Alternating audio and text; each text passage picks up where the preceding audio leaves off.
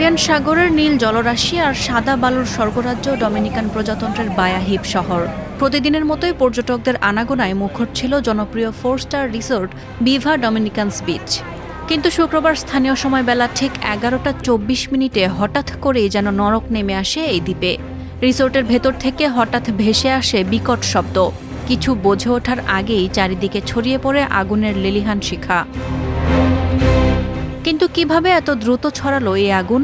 প্রত্যক্ষদর্শীরা জানান, রিসোর্টের ছাদগুলো তৈরি ছিল ঐতিহ্যবাহী খড় এবং শুকনো উপাদান দিয়ে। ফলে একটি নির্দিষ্ট অংশে আগুন লাগার পরপরই তা বাতাসের গতিতে শুকনো খড়ের তৈরি ছাদ বেয়ে পুরো রিসোর্টে ছড়িয়ে পড়ে। ড্রোন ফুটেজে দেখা যায় আগুনের তীব্রতায় নীল আকাশ ঢেকে গেছে কুচকুচে কালো ধোঁয়ার কুণ্ডলিতে।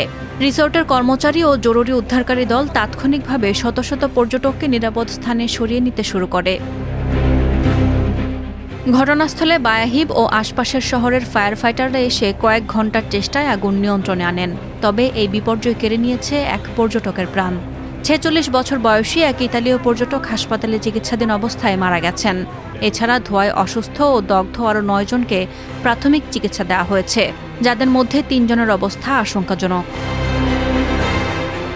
খড়ের তৈরি ছাদে কিভাবে প্রথম আগুনের সূত্রপাত হলো তা এখনও নিশ্চিত করতে পারেনি ডমিনিকান কর্তৃপক্ষ।